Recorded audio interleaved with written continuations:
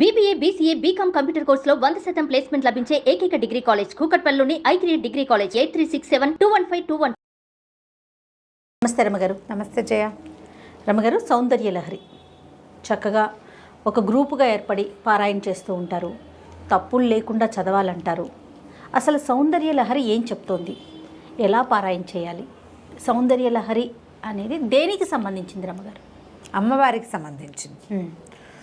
సౌందర్యలహరి పారాయణ చేసేవాళ్ళు కనిపిస్తున్నారు ఇప్పుడు. అవును, ఇదివరకటి కాలంలో సౌందర్యలహరి రేర్గా ఎక్కడో ఉండేది. ఎక్కువగా మనం లలితా సహస్రనామాలను చదువుకుంటాం.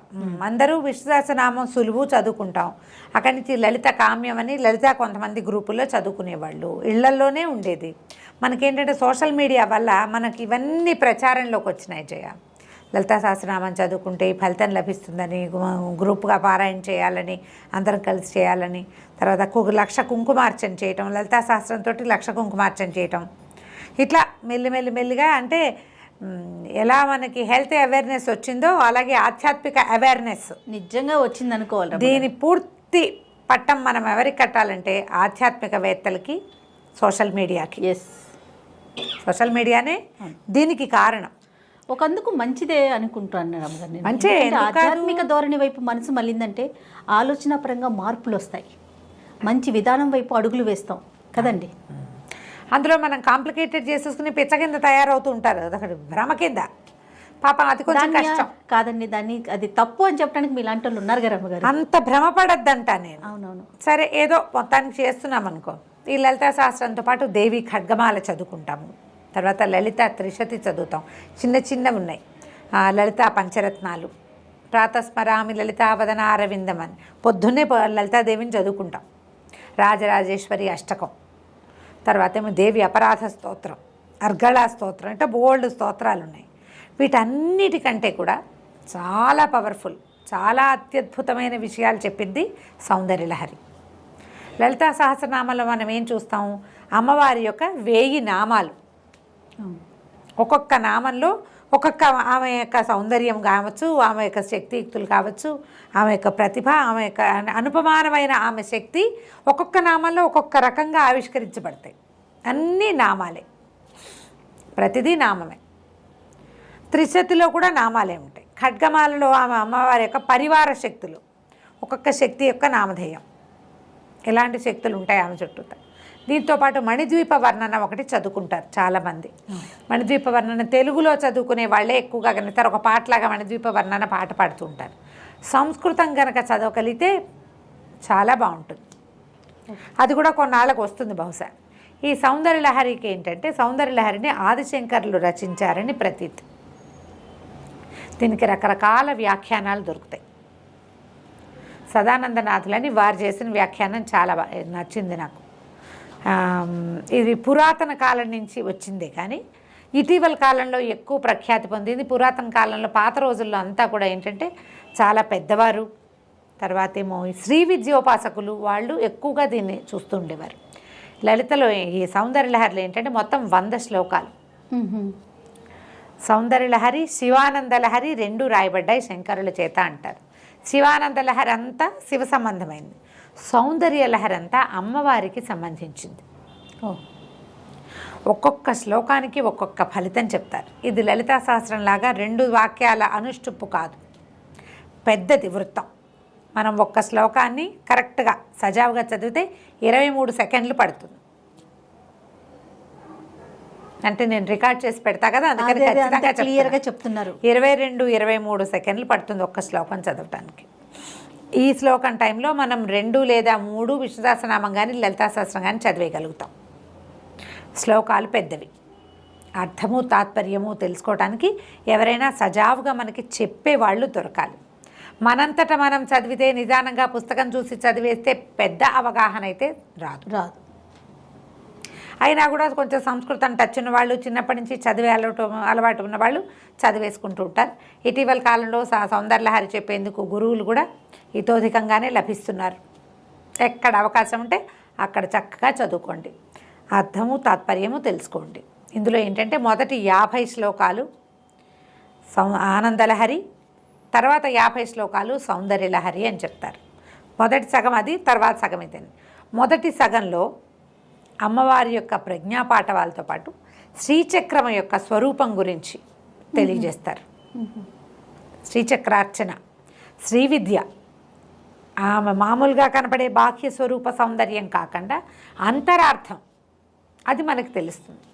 తర్వాత శ్లోకాల్లో అంతా సౌందర్యవర్ణన, అమ్మవారి నేత్రాలు, ఆమె యొక్క కనుబొమ్మలు, ఆమె యొక్క ముంగురులు, ఆమె తాటంకాలు, చెవులకు పెట్టుకున్నవి, ఆభరణాలు, ఆమె నవిలే తాంబూలము, వాటన్నిటి ఒక్కొక్క శ్లోకము ఒక్కొక్కటి చెప్తుంది. ఈవిడ ముక్కు, ఆ కళ్ళు, కనుబొమ్మలు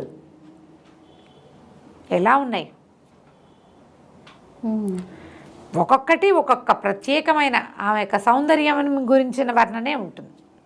అమ్మవారి నడుము, ఛాతి, పొట్ట, ఆమె నిలువు, ఆమె పాదాలు, ఆమె గోళ్ళు, అద్భుతం.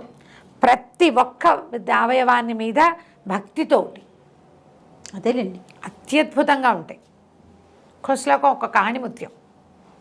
శ్లోకానికి 1 గంట కనీసం మామూలుగా అర్థం చెప్పాలంటే అబ్బా 1 గంట పూర్తిగా పడుతుంది ఒక శ్లోకానికి. సాధారణ అర్థం, వ్యాఖ్యానానికి మన చాగంటి వారు లాంటి వాళ్ళు అయితే ఈజీగా 3-5 గంటలు తీసేసుకుంటారు. అంత ఎక్కువ భావాన్ని నిబిడీకృతం చేసుకున్నది సౌందర్యలహరి. దాంతోపాటుగా చాలా శక్తివంతమైనదిగా చెప్పబడుతుంది. దీనికి ఒక చిత్రమైన గాథ ఏం చెప్తారంటే, ఎవరో ఒకరు, ఒక యక్షుడు, ఒక మానవుడే యక్షస్వరూపంలో ఆయన కైలాసం పర్వతానికి వెళ్ళి అక్కడ అమ్మవారిని చూసి రాశారని, అది శంకరులు మళ్ళీ దాన్ని పైకి చదివారని ఒక మాట వస్తుంది. కానీ అది పెద్దగా నమ్మడానికి వీల్లేనట్టుగా అనిపిస్తుంది. ఆదిశంకరులు చేసిన, ఎందుకంటే మనం మిగిలిన ఇవన్నీ చూస్తున్నామా, అన్ని స్తోత్రాలు, కనకధార కానీ ఇవన్నీ ఎట్లాంటి శక్తివంతమైనవి, ఎలాంటి అత్యద్భుతమైన భక్తి భావాన్ని నిముడ్చుకుని ఉంటాయి. అలాంటి భావమే ఇందులో కూడా కనిపిస్తుంది. ప్రతి శ్లోకము కూడా ప్రతిదానికి ఒక్కొక్కదానికి ఒక్కొక్క ఫలితం ఉంది. నిన్ను ఆరాధిస్తే ఎవరికి ఏం లభిస్తుంది, ఎవడేది ఆరాధిస్తే, ఎవడెలా ఆరాధిస్తే అలాంటి ఫలితం లభిస్తుంది. ఏ కోరికతోటి ఆరాధిస్తే అది పొందుతాడు. ముముక్షువు మోక్షాన్ని పొందుతాడు. ఎవరికి మోక్షం కావాలో వారికి మోక్షం లభిస్తుంది. ప్రయోజనం కావాలనుకుంటారు కొంతమంది, ఆ ప్రయోజనం కూడా లభిస్తుంది. అది సౌందర్యలహరి తెలియజేస్తుంది. ఎవరి దగ్గరైనా పాఠం చెప్పుకుని చదువుకోండి. ఓకే, ఒక్కొక్కరిది ఒక్కొక్క స్తోత్రం. కొంతమంది సంగీతంలాగా స్వరాలు కూర్చి పాడుకున్న వాళ్ళు కొంతమంది స్వరాలు కూర్చుకుని పాడుకోవచ్చు. లేదా స్వరం కాదు, శ్లోకం పద్ధతిగా, శ్లోకంలో ఒక పదాన్ని ముందు, ఒక వాక్యాన్ని ముందుకి, ఒక వాక్యాన్ని వెనక్కి సాగదీసి చెప్పేవాళ్ళు కొంతమంది. ఎవరి పద్ధతి వాళ్ళదే. ఏ సమయంలో పారాయణ చేయాలి రమ్మగారు? సౌందర్యలహరి పారాయణ ఉదయం సాయంకాలాలు, ఉదయాస్తమాలలో బాగుంటుంది. దాన్ని ఎట్లా పెట్టుకోవాలంటే, ఇప్పుడు 100 శ్లోకాలు కదా, మనం ఏదో సందర్భంలో దసరాలప్పుడు లేకపోతే శుక్రవారాలు ఇలా పెట్టుకోవటంతో పాటుగా ఎక్కడికైనా అమ్మవారి క్షేత్రానికి వెళ్ళినప్పుడు ఆ క్షేత్రంలో చదవాలి. దీని మీద ఒక అనుభవం చెప్తాను జయ. మధురై వెళ్ళాం కదా మేము, నేను చెప్పా కదా గుళ్ళోకి వెళ్తే సొంత ప్లేస్కి వెళ్ళిన ఫీలింగ్ వచ్చింది నాకని. మధురైలో అమ్మవారి వెనకాల కూర్చొని చదువుకోవచ్చు మనం.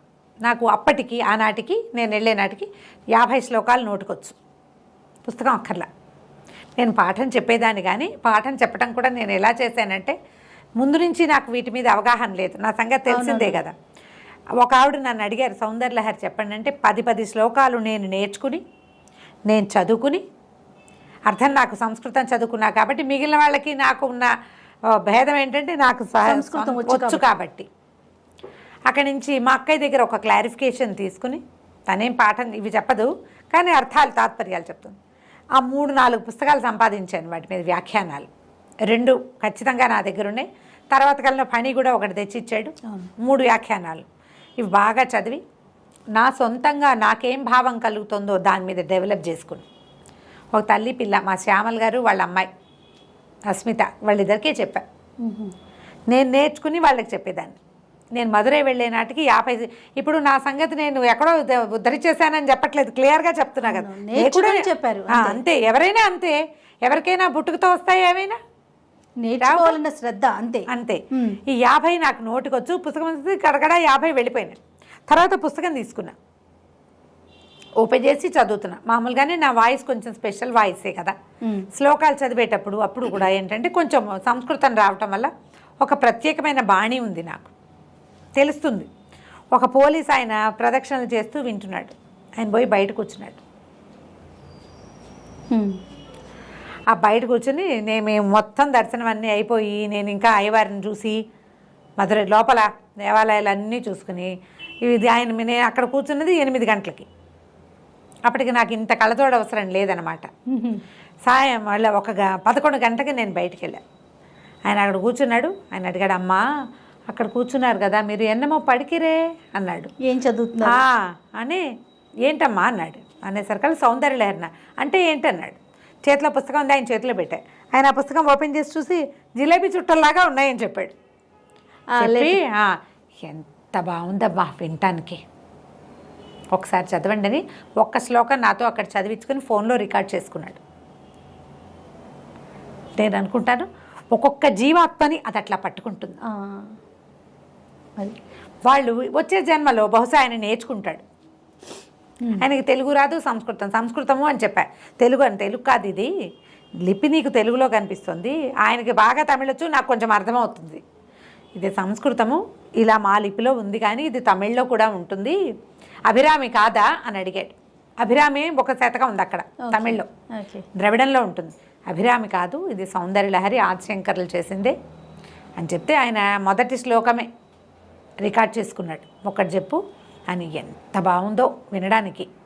ఆయన మా పక్కన వాళ్ళందరికీ చెప్తున్నాడు అనమాట. అది చదువుతుంటే లోపల అట్లా ఇలా ప్రతిధ్వనిస్తుంది, చాలా బాగా నచ్చింది నాకని. అట్లా అట్రాక్ట్ చేస్తుంది మనుషుల్ని. దానికి ఎవరు అట్రాక్ట్ చేయబడతారో వాళ్ళకి ఉపాసనా బలం పెరుగుతుంది. అది ముందుకు వెళ్తుంది అనమాట. ఇది ఇప్పుడే మనం చక్కగా నేర్చుకోగలిగి బాగా చదువుకోగలిగి చేసామా ప్లస్, లేదా దానికి అట్రాక్ట్ అయ్యి ఏదో ఒకటి పట్టుకున్నామా అది కూడా ప్లస్సే. ముందు జన్మల్లో మరింతగా మనం ఈ దేవి ఉపాసకులం అవుతాం, అమ్మవారిని ఉపాసించేందుకు అవకాశం లభిస్తుందని చెప్పబడుతుంది. చక్కగా చదువుకోండి. ఎవరైనా మేము సౌందర్యలహరి చదువుతాము అంటే నేర్చుకోండి వాళ్ళ దగ్గర. తప్పులు మాత్రం పడనివ్వద్దు. తప్పులు లేకుండా ఉంటే మీకు ఆ శ్లోకం చదవటం వల్ల రావాల్సిన పూర్తి ఫలితం వస్తుంది. మనకేంటంటే దేవుణ్ణి ఎలా పిలిచినా పలుకుతాడు. అమ్మవారిని అమ్మ అనే బదులు మా అన్న అన్నా పలుకుతుంది అమ్మ. కానీ సజావుగా పిలిస్తే సజావైన సమాధానం వస్తుంది. కరెక్షను అనేది అవసరం. వాళ్ళు అమ్మానే అనొచ్చుగా, మనం ఇదెందుకు చదవాలి? అంతే కదా, వచ్చిందే చదువు. మనం ఇది ఎందుకు చదువుతున్నాము? దీనివల్ల లభించేటువంటి ఎనర్జీ పూర్తిగా రావాలి. మన చుట్టూతా వాతావరణం అంతా బాగుపడుతుంది. ఇవాళ నేను ఇక్కడ కూర్చోడానికి బేసిక్ మొట్టమొదట నేను వేసిన స్టెప్ సౌందర్యలహరే. ఆమె నన్ను ఇక్కడికి తీసుకొచ్చింది. అందులో నా ప్రయత్నం 10% ఉంటే ఆమె నడిపించిన నడకే మిగిలిన 90%. మళ్ళీ నేను ఉపాసనగా తీవ్రంగా మళ్ళీ అవి నేనేం చేయలేదు. చేయలే. నేను ఆ స్థితి దాటేశాను. ఎక్కడికి వెళ్ళినా ఒక శ్లోకం పట్టుకుంటా, హరిస్వామారాధ్య ఇది చదువుకుంటా. ఈ హరిస్వామారాధ్య అనగానే వచ్చేస్తుంది ఎనర్జీ నాకు. అంతే. ఒక్కసారి హరిస్వామారాధ్య అనుకోగా అమ్మయ్య, ఎంత టెన్షన్లో ఉన్నా, ఎంత విసుగులో ఉన్నా, ఎంత ప్రెషర్లో ఉన్నా హరిస్వామారాధ్యే నన్ను సరిగ్గా దారి చూపించి లాకెళ్ళిపోతుంది అక్కడికి. ఏదో ఉంటాయి మానవ జీవితానికి తప్పనివి. అంతే. ట్రై చేసి చూడండి. మీకు అవకాశం ఉంటే నేర్చుకోండి. మీకు దీని మీద అవగాహన ఉందా మీకు ప్లస్, లేదా ప్రయత్నం చేసి ఒక్క శ్లోకం చెప్పించుకోండి చాలు. ఒక్క శ్లోకం చెప్పించుకున్నా చాలు. ఆ ఒక్కటి చదువుకున్నా సరిపోతుంది. మొత్తం 100 చదువుకోవాల్సిన పనే లేదు. చదవగలిగారా మహత్తరంగా ఉంటుంది, అద్భుతంగా. ఒకసారి ఆ శ్లోకం చెప్తారా రమ్మగారు? హరిస్వామారాధ్య ప్రణత జన సౌభాగ్య జననీం పురానారీ భూత్వా పురరిపుమపి క్షోభమనయత్ స్మరోపి త్వాం నత్వా రతినయనలేహ్యేన వపుషా మునీనామప్యంతః ప్రభవతి మోహాయ మహతాం. దేంటో తెలుసా అర్థం? హరి త్వామారాధ్య అంటే నిన్ను ఆరాధించి నువ్వు ఎలాంటి దానివి? ప్రణతజన సౌభాగ్య జనని. ఎవరైతే నిన్ను నమస్కరిస్తారో, నిన్ను ప్రార్థిస్తారో వాళ్ళకి సౌభాగ్య జననివి నువ్వు. వాళ్ళకి ఏది కావాలంటే అది ఇస్తావు. నిన్ను ప్రార్థించి పూర్వము ఏం చేశాడు? స్త్రీ రూపం ధరించాడు. పురా నారీ భూత్వ పురరిపుమపి క్షోభమనయత్తు. పూర్వము నారిగా స్త్రీగా మారి పురరిపు అయినటువంటి నీ భర్త అయినటువంటి శివుడు పురులు అంటే త్రిపురాసుర సంహారం చేసిన శివుణ్ణే ఆయనకి క్షోభను కలిగించాడు. నీ వల్ల, నిన్ను నమస్కరించడం వల్ల, నీకు నమస్కారం చేయటం వల్ల, స్మరుడు అంటే ఇతను మన్మథుడు వీడిని ప్రార్థించడం వల్ల, అమ్మవారిని ప్రార్థించడం వల్ల ఈయన ఏంటంటే ఎవరికి కనపడ్డు. అమ్మవారు మన మన్మథుడు మనుషులకి కనపడేవాడు కాదు, ఎవ్వరికి కనిపించడు. ఈ శివుడు ఏం చేశాడు, అతన్ని కాల్చేసాడు, బూడిద చేసేసాడు పరమేశ్వరుడు. బూడిదైతే అప్పుడు అమ్మవారు ఆయనకి ధైర్యాన్ని ఇచ్చింది, ఏం పర్వాలేదు దుఃఖించద్దు అని. రతీదేవికి చెప్పింది, నీ కంటికి మాత్రం కనపడతాడు అని.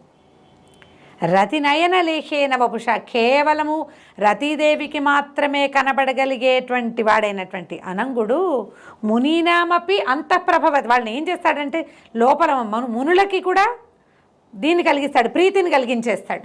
ఇప్పుడు మనం ఎవరినైనా చూస్తే మనకి ఏదైనా భావాలు కలుగుతాయి. ఈ మన్మథుడు ఎవ్వరికీ కనపడ్డు.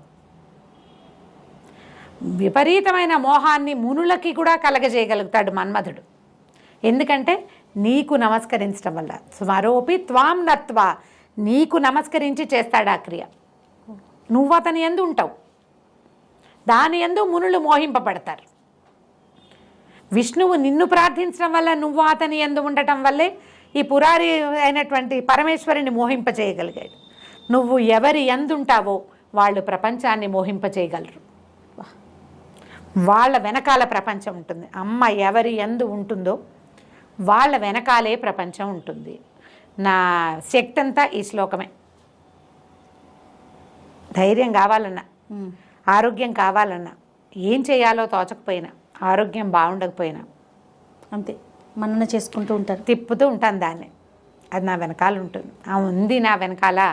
నాకు చేతైనవి విషయము, చేతకాని విషయము, వచ్చింది రాంది, ఓపిక లేనిది, సమస్తమైన వాటికి ఆమె నడిపిస్తుంది. ఈ ఒక్క శ్లోకంతో ఎన్నైనా చేయొచ్చు.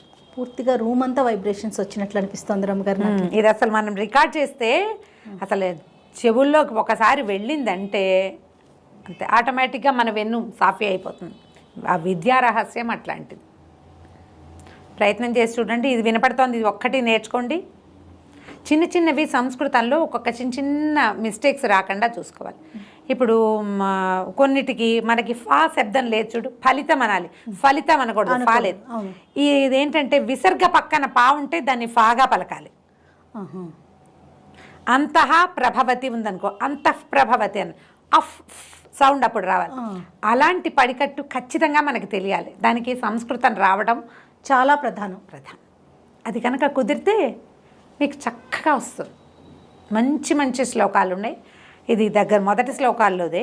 రమ్మగారు ఎవరిదన్నా ఫాలో అవ్వాలి, ఇప్పుడు తెలియని వాళ్ళు అనుకోండి, పలానా వాళ్ళు మీరు ఫాలో అవ్వచ్చు, పలానాది విని నేర్చుకోవచ్చు అంటే ఏమైనా సజెషన్ చెప్పగలుగుతారా? నచ్చింది నేను అలా వినలేదు జయ, మీకు తెలియలా, వినలేదు. 100 శ్లోకాలు బాంబే సిస్టర్స్వో ఎవరివో ఉన్నాయి, కానీ రాగాల్లో ఉన్నాయి. మీకు మీ అందుబాటు. నేనేమంటానంటే ఏది ఇదే కరెక్టు అని చెప్పను నేను, నాకు కూడా తెలీదు, చెప్తున్నాగా. ఈ సంస్కృతం వస్తే కరెక్ట్గా ఉంటుందని భావిస్తా. నా మటుకు నేను సంగీతం కాదు దీనికి కావాల్సి, సంస్కృతం భాష మీద పట్టు అంతే కదండి. పట్టు ఉన్న వాళ్ళ దగ్గర చెప్పించుకుంటే మేము కనెక్షన్స్ ఆటోమేటిక్గా అవుతాయి. బాగుంటుందిగా. నమస్తే రమ్మగారు. నమస్తే జయ. ఏమైనా చేసుకోవచ్చు, ఇబ్బంది లేదు. రైట్ రమ్మగారు. నమస్తే. నమస్తే జయ.